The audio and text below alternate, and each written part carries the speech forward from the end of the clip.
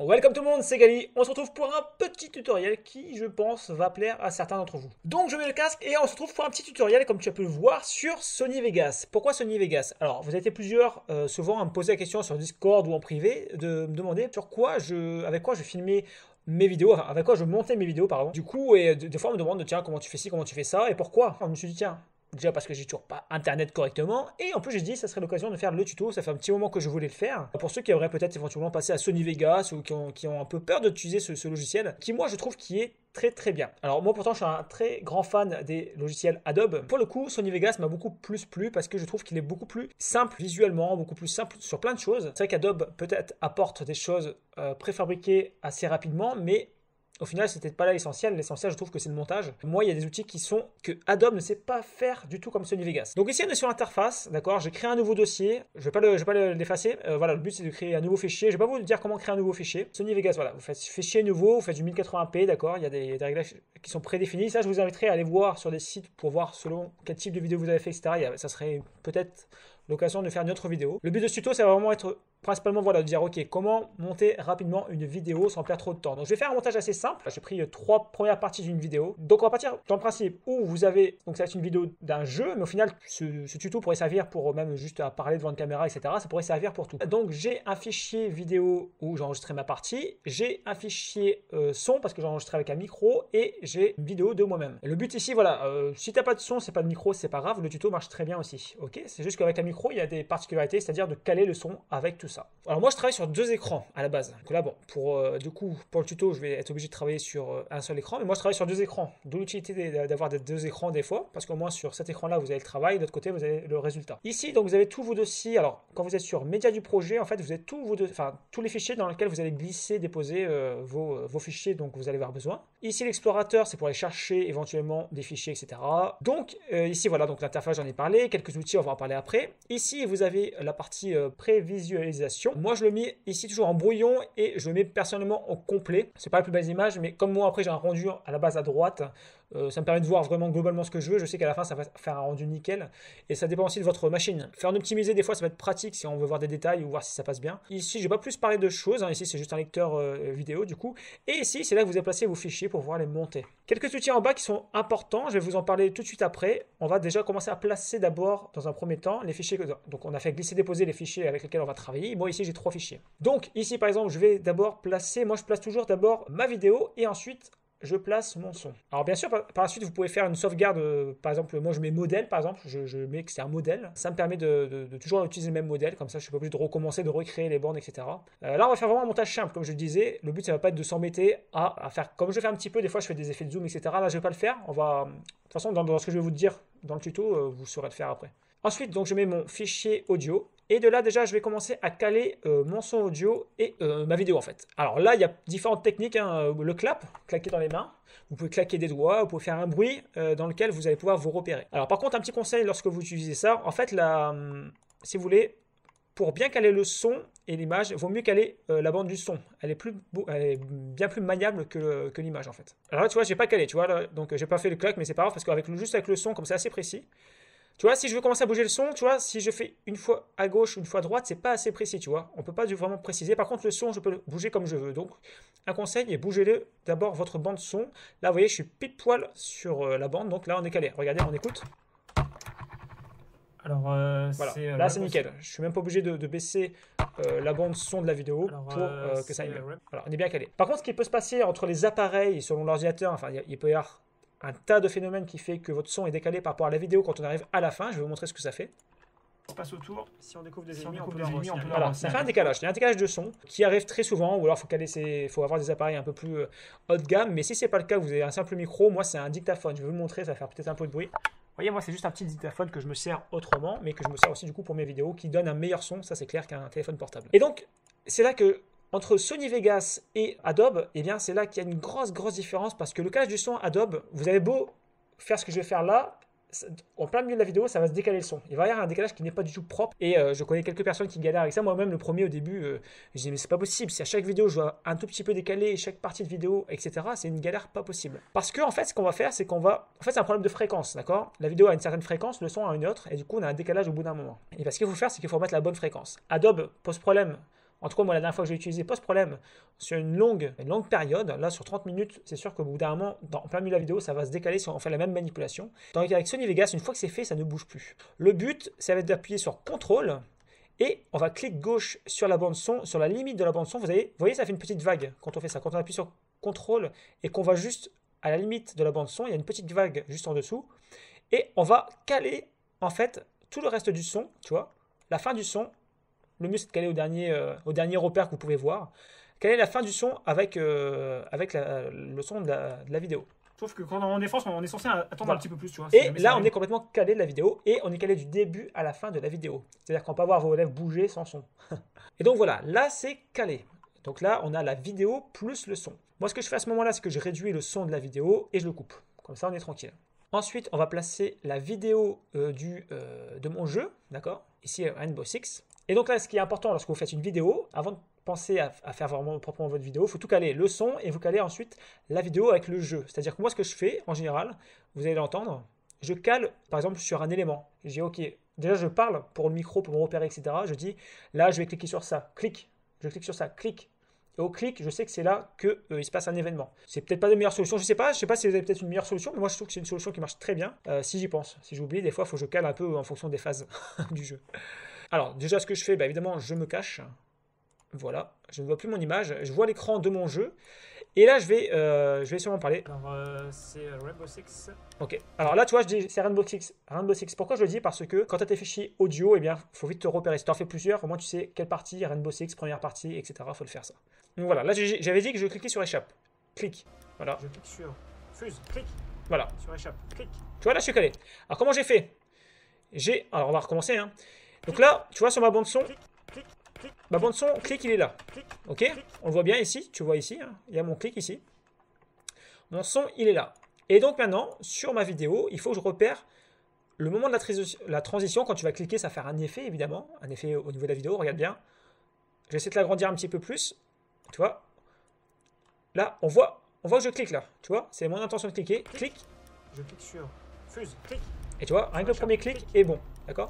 Et là, c'est bon, c'est parti. Ma vidéo est calée avec ma vidéo et mon son. Alors évidemment, pour bouger une bande, c'est clic gauche et tu bouges un petit peu. Alors pour zoomer la moulette, elle est pas mal celle-là. La molette de la souris, vers le haut évidemment pour zoomer, pour dézoomer vers le bas. Donc ça, rien de spécial. Ici, tout est calé. Alors comment je vais travailler? Alors je vais réduire un petit peu ça. Je te dis, j'ai pas l'habitude de travailler avec le grand écran. D'habitude, j'ai un petit écran, donc c'est un peu différent pour moi, mais c'est pas grave, je m'adapte. Le but maintenant, ça va être quoi? Ça va être de les regrouper en un seul bloc. Pourquoi? Parce que lorsque je vais commencer à travailler, il faudrait pas que, par exemple, lorsque je coupe une partie de la vidéo, si par exemple je coupe comme ça, un peu à l'arrache, et que je fais pas attention, que je dis bon allez je supprime ça, et bien que j'ai pas supprimé l'autre partie qui fait partie du calage. Je risque de tout décaler, etc. Ça risque d'être le bordel. Donc ici je clique vers la partie la plus haute de ma vidéo jusqu'à la partie la plus basse. En appuyant sur Maj, ça va faire une sélection, d'accord? Et là le but ça va être juste appuyer sur G, la touche G, tac, et voilà. Là tout est calé, c'est-à-dire que tout est regroupé, c'est un seul groupe, c'est-à-dire que je peux faire ce que je veux, ça bougera pas, ça bougera ensemble en tout cas. Ok. Maintenant, je suis calé avec ma vidéo, mon image. Alors, déjà, bon, ma propre face, je vais te montrer comment je fonctionne. Welcome tout le monde, c'est Gali. Alors déjà, je baisse le son de la musique du jeu. Ça, faites attention au jeu, parce que si le son est trop fort au niveau du jeu, on va pas vous entendre, ça va être désagréable. Welcome tout le monde, c'est Gali. Alors oui, tu vas... Alors, pour baisser le son, tu vois, sur une piste audio ou vidéo, ici c'est marqué dB, hein, c'est les décibels, et bien tu baisses ici, un petit peu. En général, jusqu'à 30, à 30, tu commences à quasiment plus rien entendre, d'accord? Welcome tout le monde. Ok, là je dis welcome, ok. Alors, là tu vois, pour lire quelque chose, je fais quoi? Je clique ici dans le vide, parce que, je te montrerai après pourquoi. Ici, quand tu cliques sur une bande, eh bien, fais attention, c'est une sélection de bandes.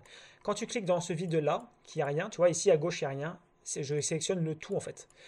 Et là, je vais appuyer sur espace pour lancer ma lecture. Pensez vraiment au raccourci, c'est important. Alors moi, je suis gaucher à la base. Je me suis permis de changer une touche. Je vais vous l'expliquer après. En tout cas, espace, c'est la même touche. C'est pour lancer. Si j'appuie sur espace, attention les touches. Hein. Si j'appuie sur espace, ça veut dire... Je vais changer parce que ça va être chiant, welcome. C'est pas grave. Si j'appuie sur espace, ça démarre l'enregistrement. Et si j'appuie sur espace, ça revient au point de départ de mon trait. D'accord? Si par contre, je veux m'arrêter...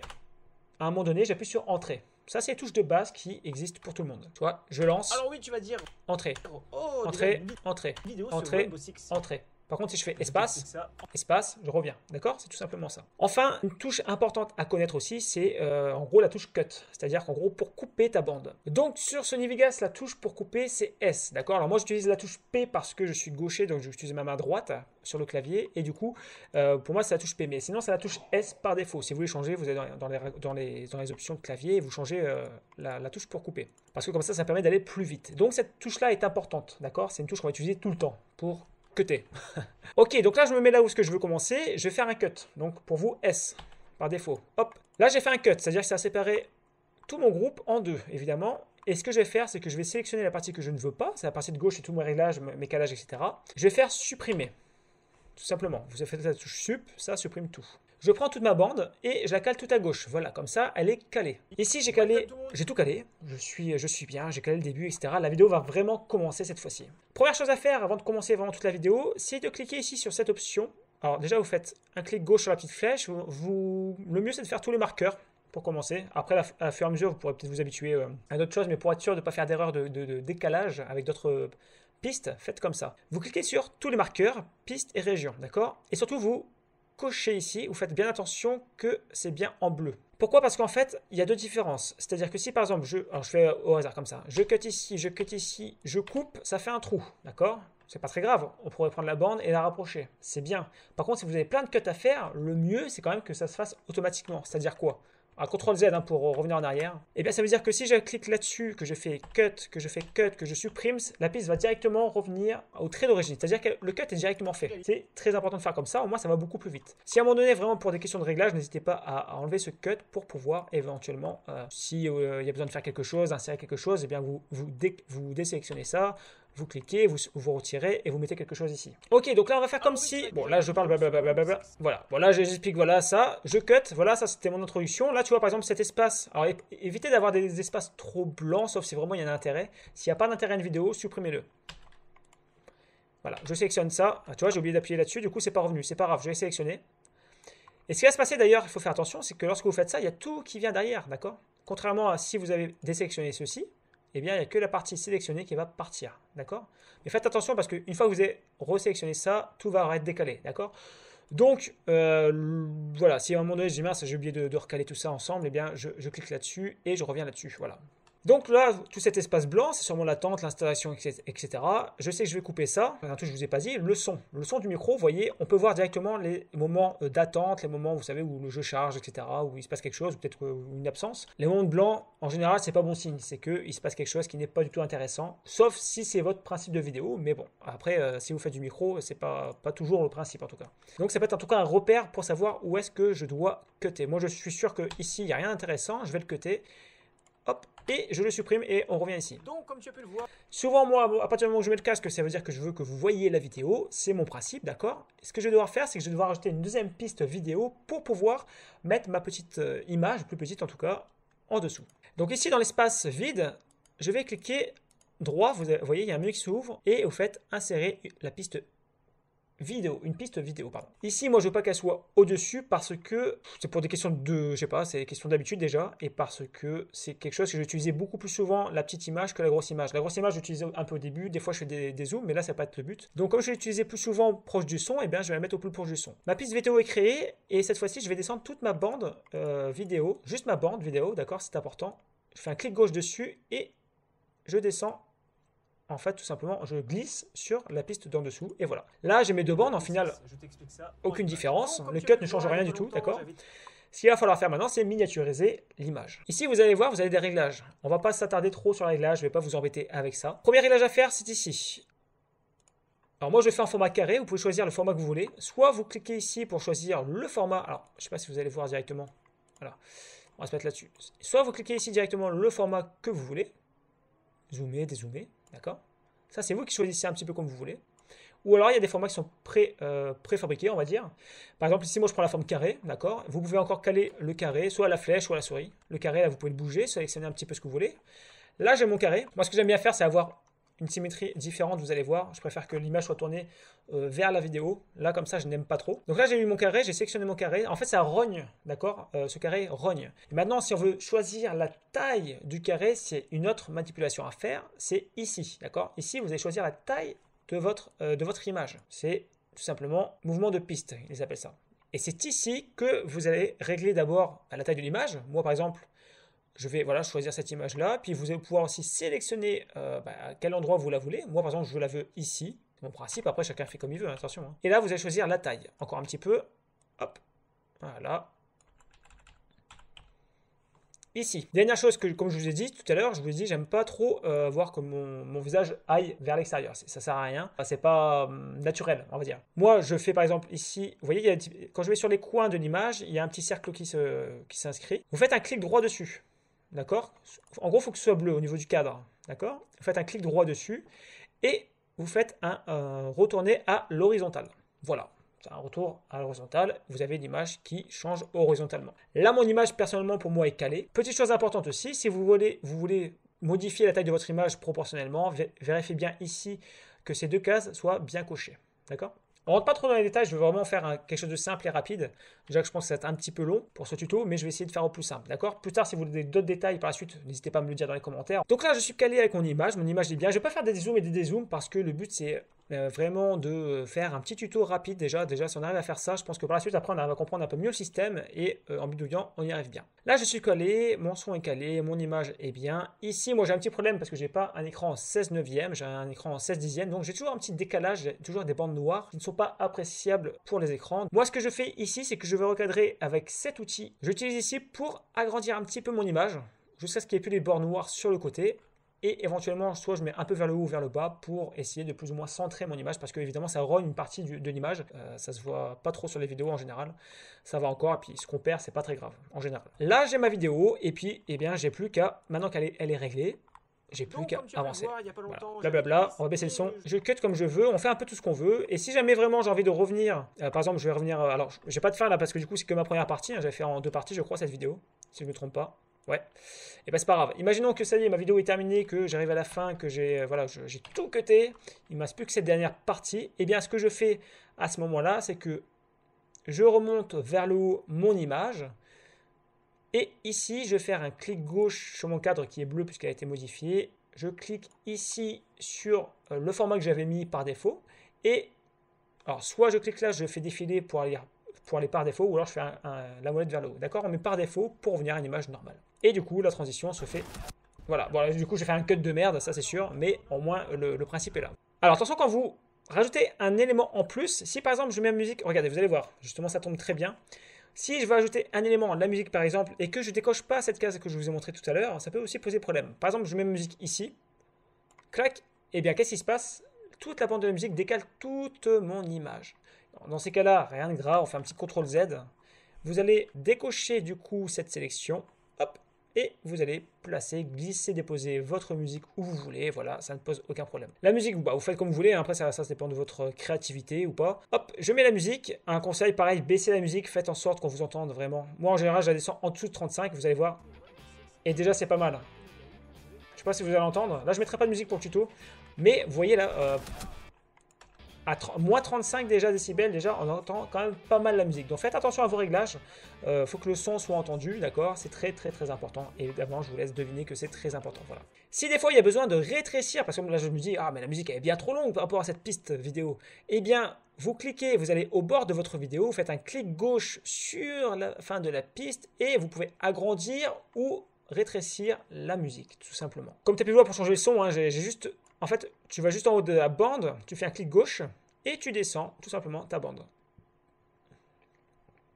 Un petit conseil, mettez la musique à la fin pour éviter de la découper en plusieurs morceaux. Ça, c'est un gros conseil que je vous donne. Vraiment, la musique, rajoutez-la à la fin. Ou si au pire des cas, vous voulez l'ajouter et vous voulez être sûr de ne pas la bousiller en la cutant sans le vouloir, vous faites un clic gauche dessus et là, il y a un petit cadenas. Vous ne pouvez plus rien faire, vous ne pouvez plus cutter quoi que ce soit. La musique ne bouge plus, ne peut plus rien faire pour faire mes montages vidéo parce que je trouve vraiment que c'est un outil rapide et efficace. Donc pour rendre une vidéo, eh bien qu'est-ce que je fais à la fin? Je vais faire fichier, rendre en tant que. Ici vous avez différents choix. Alors le petit égal veut dire qu'à peu près c'est ce que je devrais choisir. C'est ce qui correspond plus ou moins à mes vidéos, etc. Et bien là, moi ce que je choisis évidemment c'est pour Internet, pour du MP4 en HD 1080p. Essayez de faire du 1080p si vous pouvez, ça serait le top. Mais du vrai, pas du faux, d'accord? Si vous faites une vidéo en 720 et que vous faites du 1080, évidemment ça va se voir, la qualité ne sera pas là. Donc voilà, j'en ai terminé. J'espère que ce tuto aura été rapide et simple. J'ai essayé de faire au plus simple et au plus rapide pour que vous puissiez comprendre, on va dire, les bases vraiment rapides et pourquoi j'ai choisi Sony Vegas. En tout cas, j'espère que vous avez apprécié la vidéo. N'hésitez pas à laisser vos commentaires, vos likes, à partager la vidéo. Et n'hésitez pas si vous avez des questions. Pourquoi pas plus tard, je ferai une vidéo. Là, j'ai fait une vidéo sur cette chaîne-là parce que parce que ça parle aussi de jeux vidéo, évidemment. Donc, je voulais vous en parler sur cette chaîne-là. Donc, n'hésitez pas du tout à la partager et puis à en profiter surtout. Et puis, si vous avez des questions, n'hésitez pas. Et non plus, n'hésitez pas à vous abonner si ce n'est pas déjà fait. Et moi, je vous dis à bientôt sur la chaîne Galgame pour des games. Salut!